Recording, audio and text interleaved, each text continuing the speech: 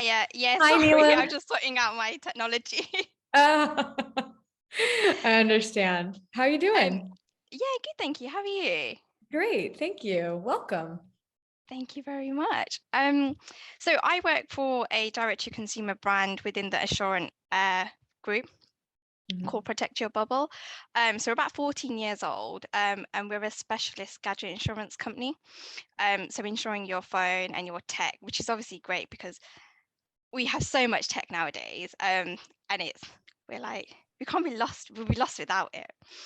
Um, so part of my role there is basically to retain our customers. So it's having a look at how we can retain them, having a look at the customer journey, different touch points that we have, and evaluating that. Making sure that we are customer first and digital first because we're a digital brand, and that's really important.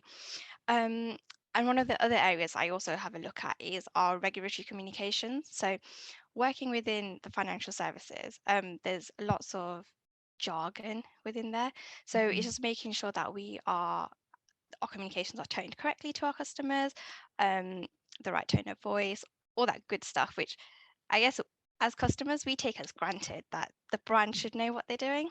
Um, and also I'm just like the customer champion, and the advocate within the business. So I fight for our customers to make sure that the center of the decisions that they make.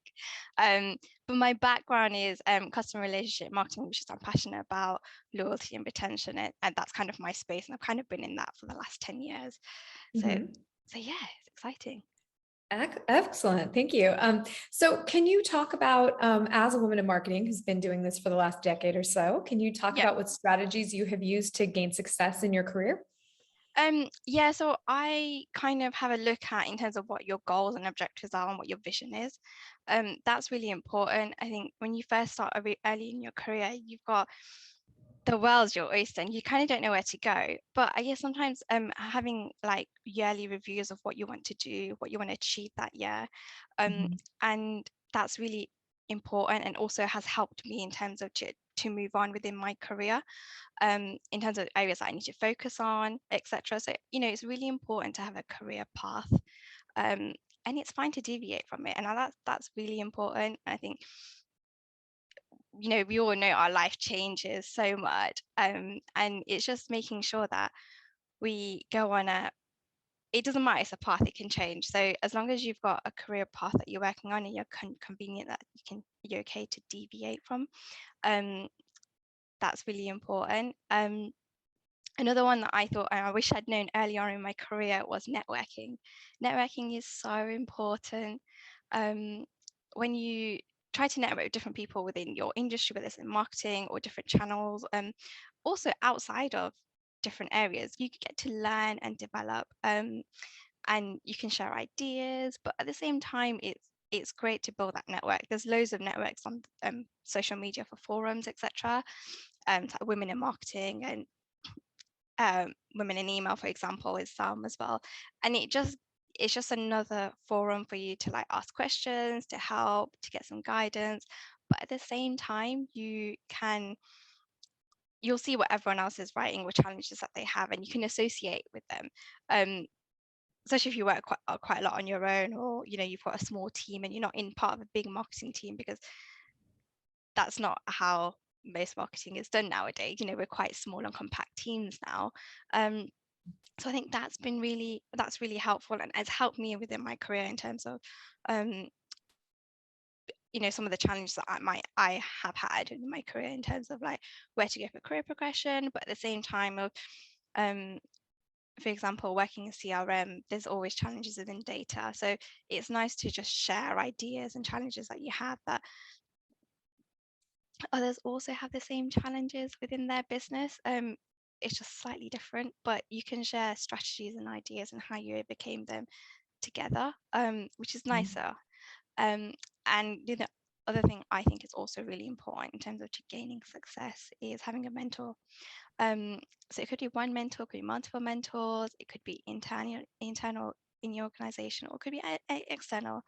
And just having someone else to bounce ideas off is really important. And that's not associated necessarily with your work. So you can just, you've got that outsider view and opinion, which is, I think, really helpful in terms of helping you grow professionally as well.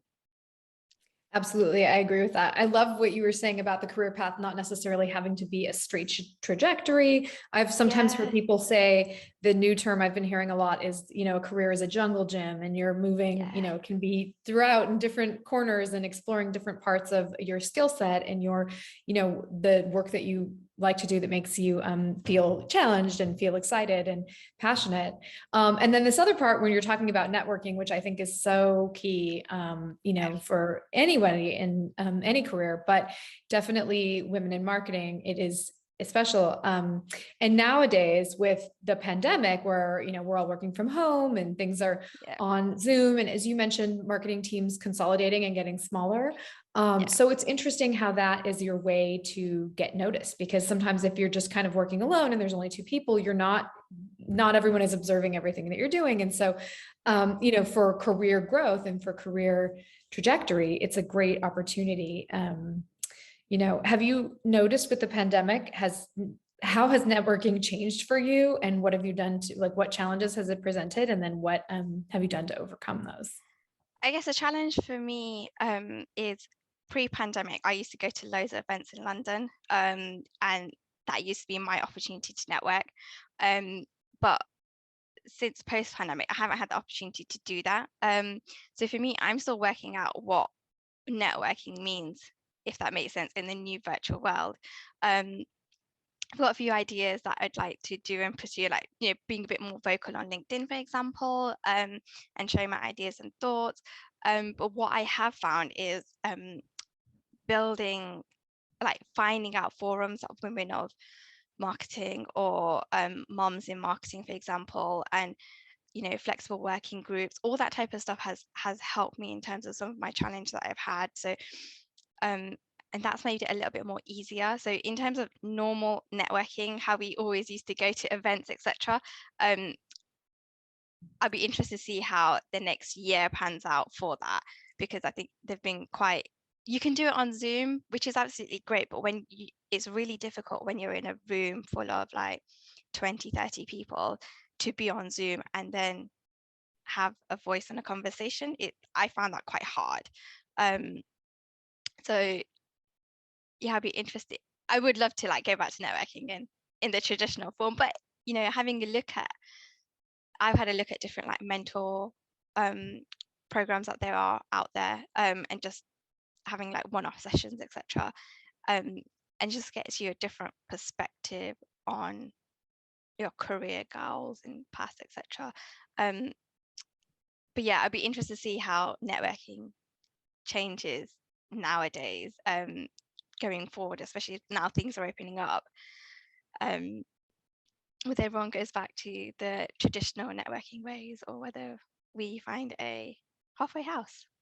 Yeah, exactly. This hybrid version. I know exactly. At Brand Innovators, we've been doing so much virtual content and networking, livecasts and roundtables, and even wine tastings. And we've just been experimenting and yoga classes and just things that, potential, different ways to network online with people in the industry. And so I know, but we've also been doing smaller in-person experiences. So I love that. And I do imagine that as we go back to more in-person things, which of course are the best and really fun. I mean, I think you and I met in person at an event, and that's the way that, this works well. But I think there will be this hybrid thing going forward. And we'll have to see, because as you mentioned, it really helps outlining your goals, and, networking though can really help the career growth. So can you talk about what advice you would give to other women working in marketing? So one I'd give is to be assertive. I think us as women, when we be assertive, we don't generally get negative comments associated with it, compared to our male counterparts. And I think we need to just stand up strong and overcome that. It's okay to be assertive. It's okay to give your voice and be confident in the knowledge that you have. I've not been confident sometimes in some of the knowledge that I've had in sharing it, and it, in a large group of people, in, meetings, etc. But I think over the years, I've managed to build that confidence, and that has really helped. And it's not only helpful in your professional career, but then it gives you that boost that you need inside, that, it's okay to have a voice, and you can talk about how, your views and opinions and your professional knowledge that you have. It is important. So I think that's really important. Again, building a network, keep building. I keep saying networking, and it's like the best thing ever. But having that forum of different people, different industries, different channels within marketing that you can build on. So my specialism is CRM, but you do lots of test and learn, which you do in SEO, PPC, A/B testing. That's all. That's still the concept is still the same, right? We'll still have the same challenges that you have. You're just using it in a different forum.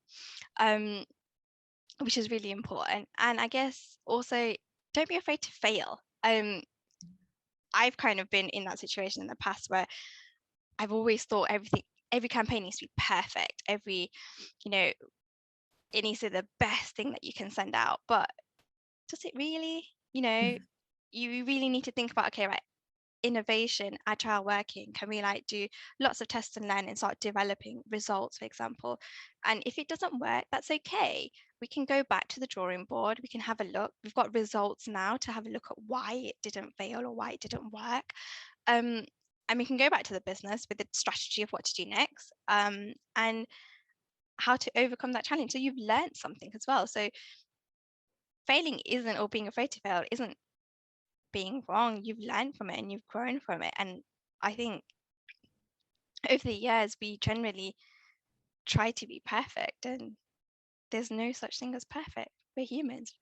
Yeah, absolutely. That's such good advice. Is there an example of something where actually you took a risk and then, it was better, a campaign, or you learned, or the data, maybe you took a risk, failed, but then the data taught you something that got you much further than you would have been had you not taken that risk? Yeah, so originally, when I first worked in email marketing, we didn't really use that many tracking. So we used to use Google Analytics, but we didn't use any internal tracking within our tracking links. So it was the case of investigating and finding out how we can link the tracking back to our internal systems, and changing that URL that we create, for example. So that was quite a hurdle and a challenge, but it involved working with one of my colleagues who works in aggregates and affiliates marketing, because they use tracking quite a lot. So it was kind of talking to them, working with them, and just trying it. So we tried it for a few campaigns and we saw results. And the benefit of that is, for us, we got to see more than Google Analytics gives us, because when we got to see it linking to, we could see that customer who's bought and all the information associated that, whereas GA, or Google Analytics, apologies, terminology, it gave us an overall view, which was fine and perfect for reporting. But if you want to drill down into a bit of the behaviors, etc., we weren't able to do that in this instance. So that just changed how I did any of the campaigns that I sent out within email, because I made sure there was 2 types of tracking inside there. And it's good to sense check as well that way. If you've got it, great, do it and try. And it was just trial and error. There's a few times it didn't work, and we had to go back to the drawing board to see what was wrong with the tracking, etc. Work with the developers, and it's just working together as a team to make it successful, because marketing is about working together. You're one piece of the pie. Can you talk about how within your organization you're working with other members of the team from different corners of marketing, different channels, different, and avoiding these silos so that you're actually serving a better product to customers? As you said, there's a lot that goes on behind the brand. Yeah, so we basically, I think it really comes down from top down. So the comms that come down from top down are really, really important, and making sure that everyone's on the same page. So within our business, we have yearly objectives, we have monthly reports which go out, but at the same time, we've all got a sense of what the brand is and what we want to achieve for that year. and that helps us in terms of what we want to achieve in any of our campaigns that we have. So we're a digital brand, so digital is at the heart of everything that we do. We put our customers first, so making sure who we know our audience is. We're making incremental changes within the business, or any of the campaigns that we work on, and that's kind of helped in terms of our tone of voice, of how we communicate with our customers. So the guys that are on TV will have the same tone of voice that goes out in email, for example, and we'll know who's seen what, etc., and that type of stuff. And that has really helped, because sometimes when I've worked in previous marketing departments, it's really easy to be channel specific, and you forget about the customer. Still one person, but they'll be exposed to loads of different channels, or like different marketing channels, or different marketing that the brand send out. And we as marketers need to think about that when we're communicating with them. So whether that's on TV, SEO, PPC, well, what are they seeing? We need to make sure we're sending out the same message to them. And having that consistent that communications from top down has helped us. So I guess you're looking at it from a commercial perspective, having a look at the customer perspective, as well as the operations. So, the guys at ground level who speak to the customers day in, day out, make sure we're involving them and also listening to them alongside the stats that we have, because that adds value. Absolutely. I think that's a really good point. It's interesting, as a data-driven marketer, can you talk about the role that helps as a data-driven marketer in a digital-first brand? How does that help you drive retention? How are you, learning more about your customers and maintaining these relationships? Yeah. So I guess data is your best friend.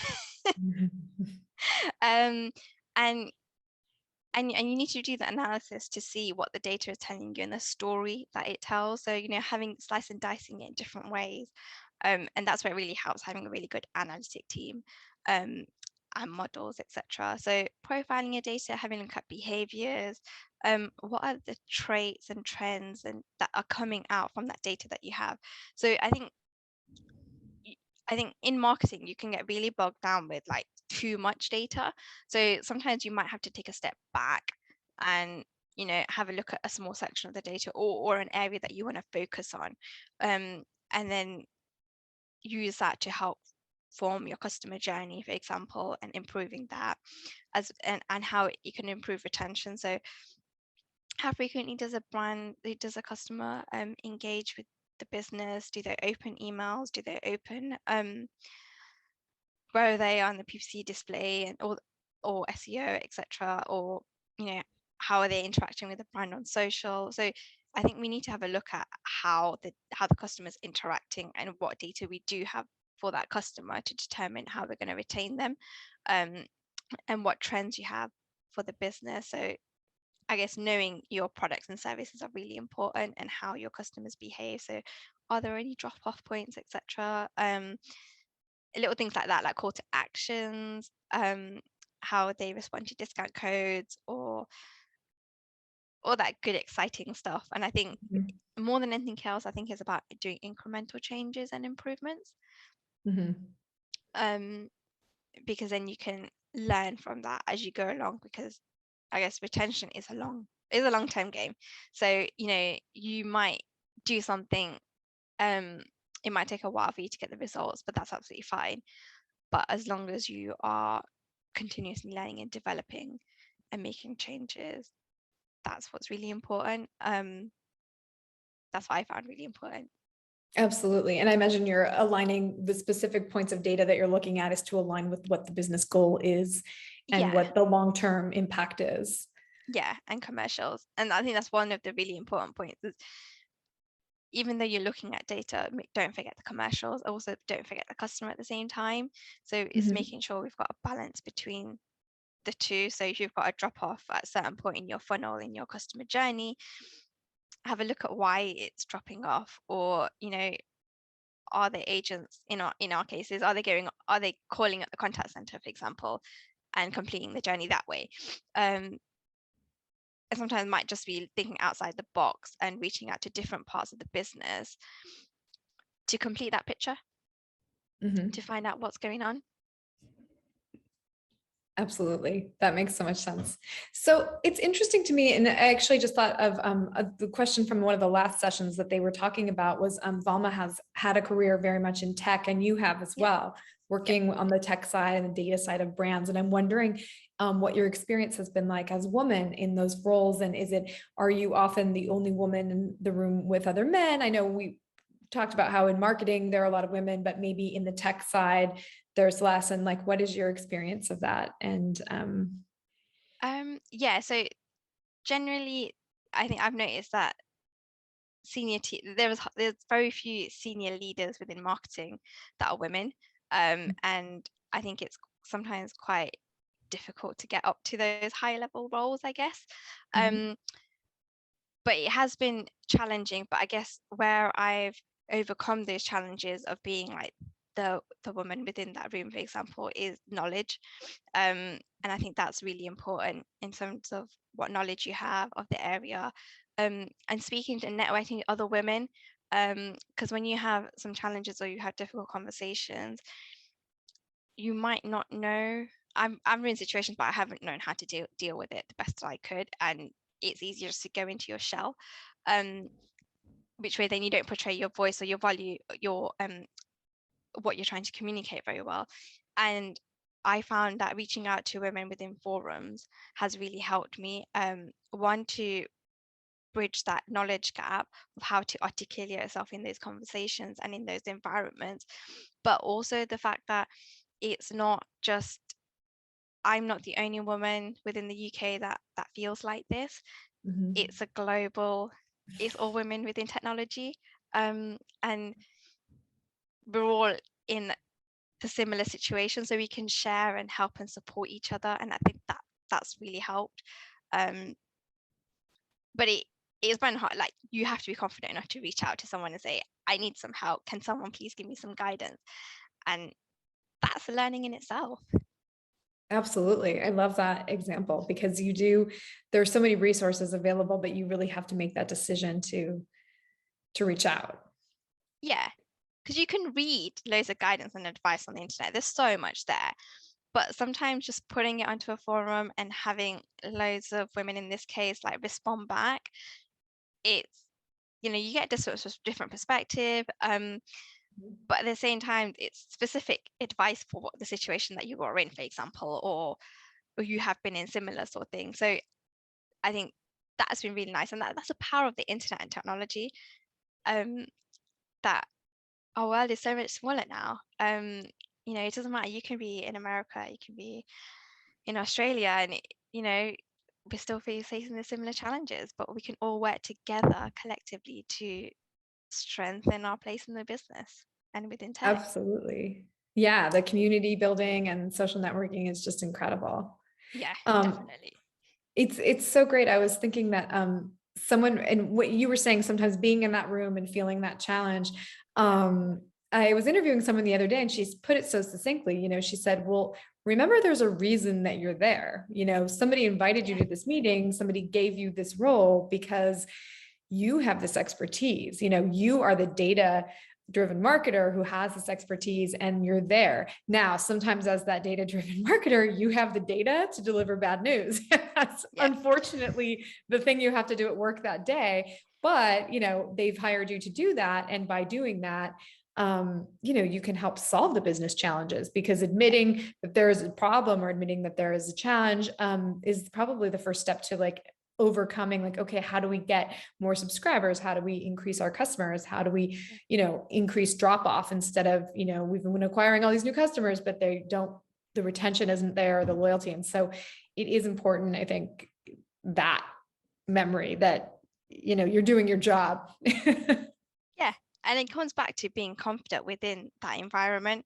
So I think we spoke about it earlier about, don't being afraid to have a voice and be confident about your knowledge, because there might be loads of men in the room, but that doesn't matter. It's you have a purpose there, and you bring that purpose to that table or to that business. And it's just remembering that as well when you're there. So along with that knowledge and that confidence gap. So yeah. Absolutely. Can you talk about what your brand is doing to communicate to your target audience, just in as a digital first brand? Yeah, so we have a look at data and review our different touch points and customer experience. So we regularly do that. So our shopfront is the website. So we make sure that it's streamlined and customer focused and easy as possible for customers to make an informed decision on purchasing that insurance. So having all the key points there, what are our benefits or having our insurance, making sure you've got the right click-throughs in the right place and the different pages on the funnel. And like, for example, it only takes us a few minutes to buy insurance on our website, which is absolutely great. So for our target audience, it's quick and easy. They can make an informed decision, and they've got an email in their inbox. They've bought the insurance, everything's there, and it's streamlined. And I think and we've got an online portal as well, so the customers can go to that online portal for any information and content that they need.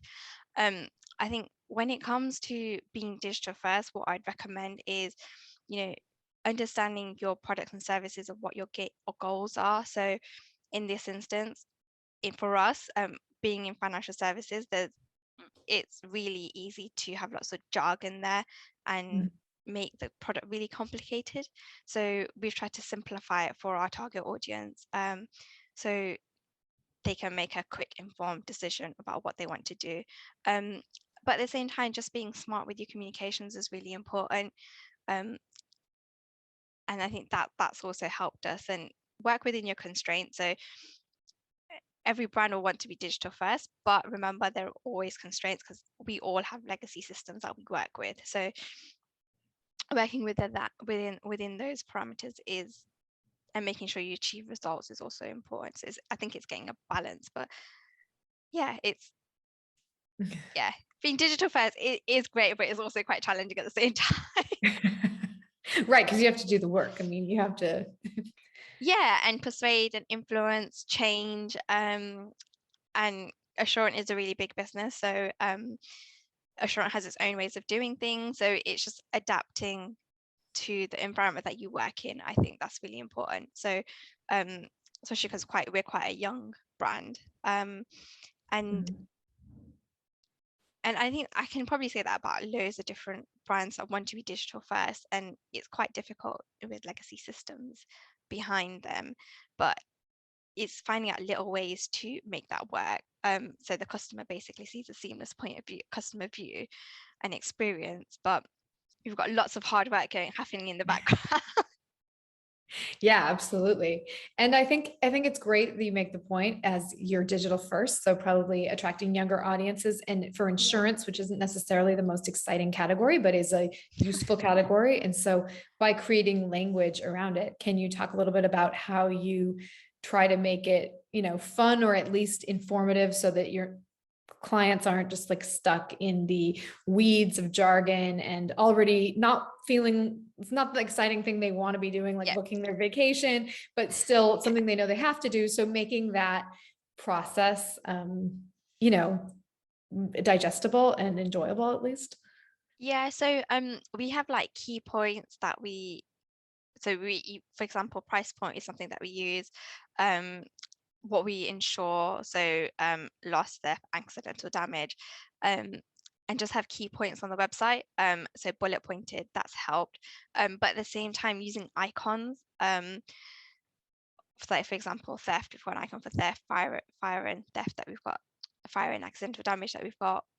So we're just using icons, etc., to make it easier and for customers to visually see what we're insuring, and having simplified tables, for example, with that content inside there. So it's not, and removing the jargon language that would be very common within insurance and financial services in plain English, I guess.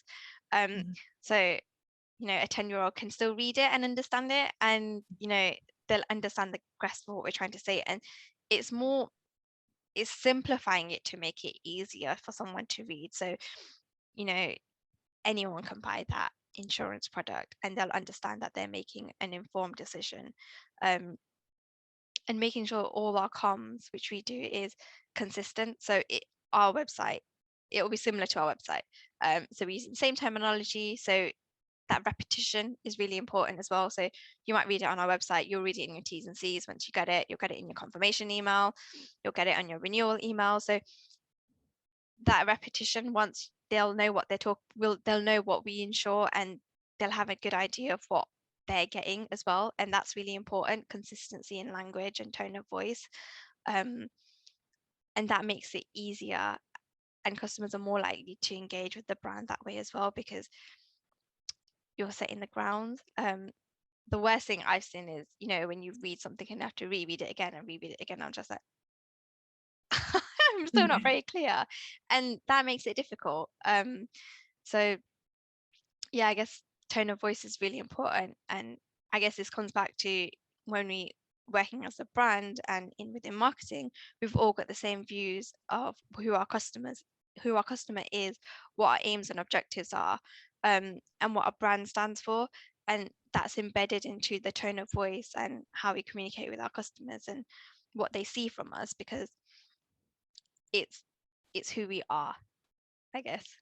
So Absolutely. That makes so much sense. Cool. Well, my last question for you is just as we started, we are now in 2022, which seems crazy in a new year. I'm curious what trends you expect to see this year, just could be in general in marketing or digital or in insurance or just for women in marketing. I'll let you decide which direction to take it. What are your predictions for this year? so I think, oh, hard one. So generally, I think customers are going to expect more from businesses going forward. We've been shopping loads online in the pandemic, and probably created loads of profiles on loads of websites. And I think customers are going to expect businesses to know more about them and what they're doing, and making sure that they they're getting the right product at the right time, in terms of product placement, and having that knowledge there. So there's not that knowledge gap when we're interacting with that customer. I think that's really important. Businesses will need to overcome some of the legacy challenges that I have with data and databases and all that type of stuff. But it's, from my opinion, I think it's how can you work with that and make incremental changes for that customer, so your front end looks seamless for them, even though you've got lots of stuff going on in the background. I think women in marketing, I would say, continue to be more confident, and have that voice on that table, and rock the boat when you need to rock the boat and be confident with that.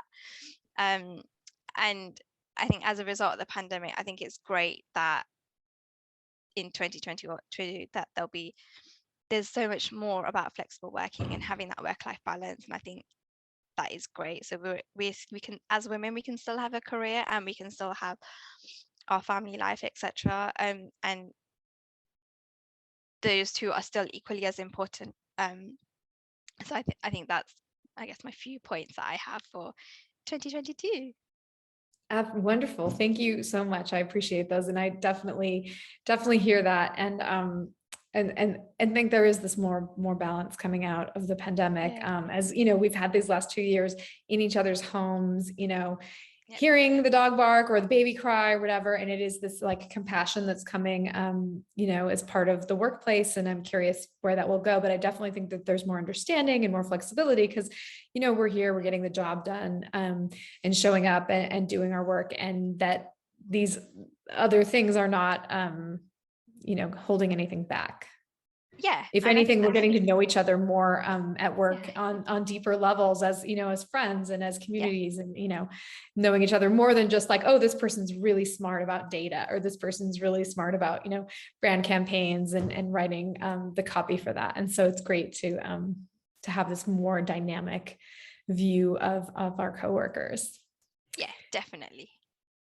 Excellent. Well, thank you so much for this session. I know we have our other speakers in the waiting room. I think Thank Brianna is going to promote them. So Cool. yes, I'm just. Thank you so much for inviting me. I Thank really you enjoyed so our much for chat. being here, Neelam. It was great chatting with you as always, and I look forward to talking to you again soon. Cool. Take care. Bye. Take care. Bye. Bye.